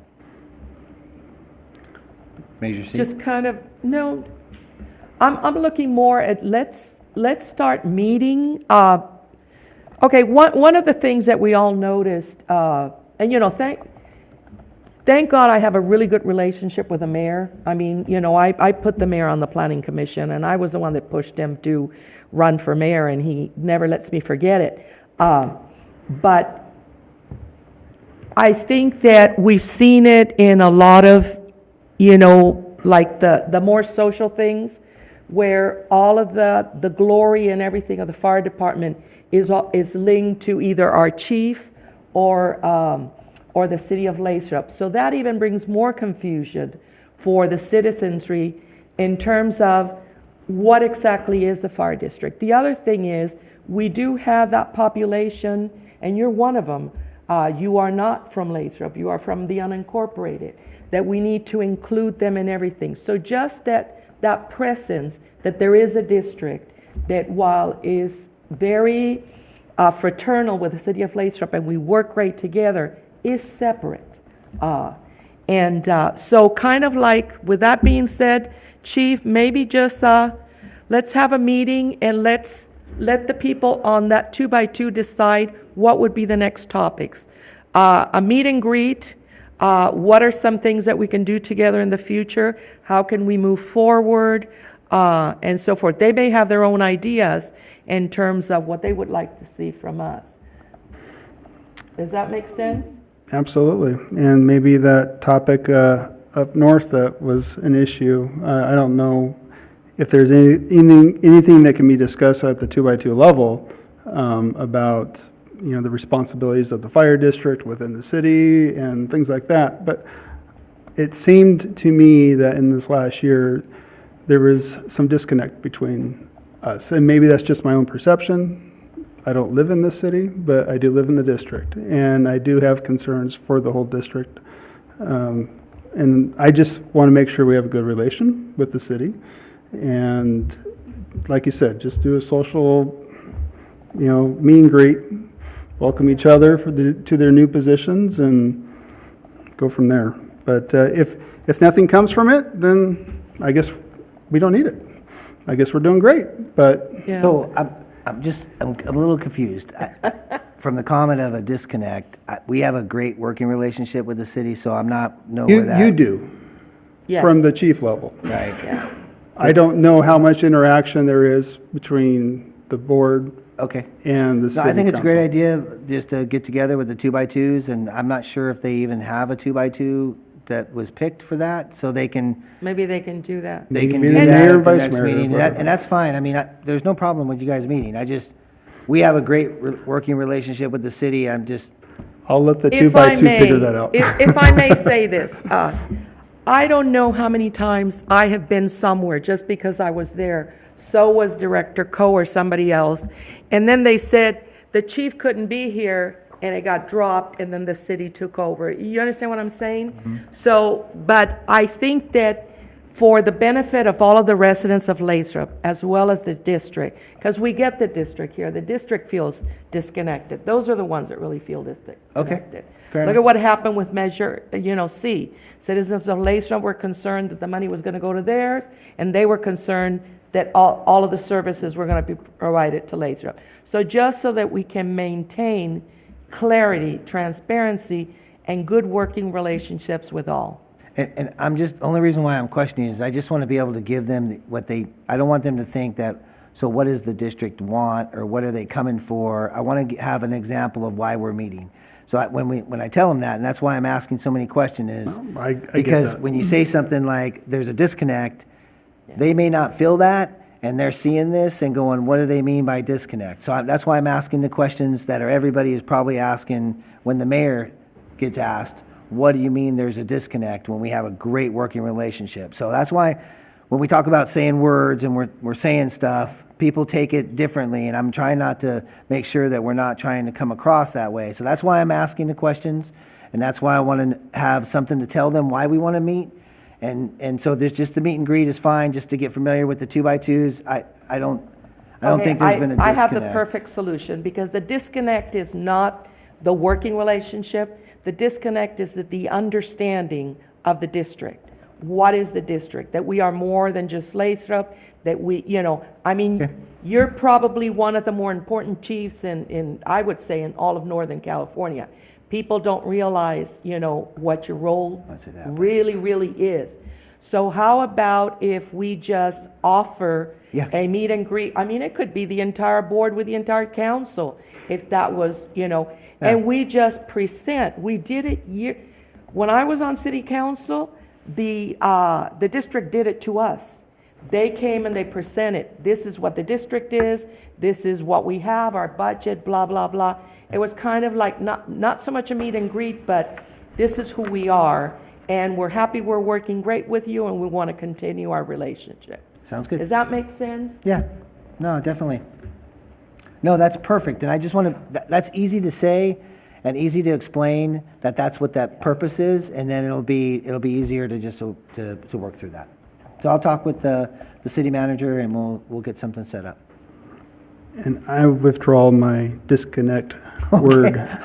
No worries, man. No worries. Can be taken the wrong way, though, right? And you're right. Perception's everything to some, so. I'll put it to you this way. We need a heck of a lot more votes than the city council and the mayor needs to get up here. Yeah. And that's how I put it to the mayor. And I apologize, I keep on pointing to Vice Chair Gish as the other 2x2, but it's actually now Director Elliott. So I don't know if you have anything to comment on that suggestion, or. I agree with new faces. It's all good to go over and educate. I think the biggest education is amongst both boards, but more importantly for citizens in the incorporated area, unincorporated, and in city of Lathrop. I think no matter how many times we talk about Measure C, people just misunderstand it. And I know at the city level, it's used for several things to where we're more focused on what it provides for us. So I could definitely see the education on that, and I think it's all good for the citizens because it is misconceived, and especially when they assume a lot. And it's in writing how Measure C is to be allocated, and it's an education thing. So I think if we're just educating and talking about it, I think it's better for everybody. And since there's new faces on the board, the council, it makes sense to do that. I think that was my main objective. I think it's New it's good. I faces. just want to, Say hi. going out there, I want to make sure that we're addressing it. So. Just a point, Mr. Chairman. Remember that your chief is the CEO. You guys are the policymakers. Don't get too involved in the chief's business as far as working with the cities and stuff like that. When you folks start meeting with the city, that's fine and dandy if you go 2x2. Yeah. But any more than that, be careful. Don't override what the chief has set up for you. Remember, you're the policymakers. And just to clarify, it was never staff to staff. It is board to board. Yeah, so, You know where I'm coming from. yes, absolutely. Okay. Thank you for your comments, sir. Was that, I think I was the last one with comments? Yep. So, did you have something more? Okay.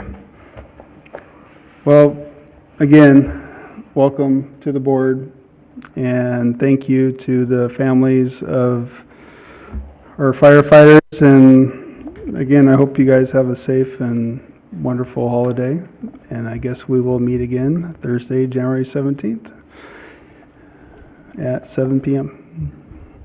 Adjourned.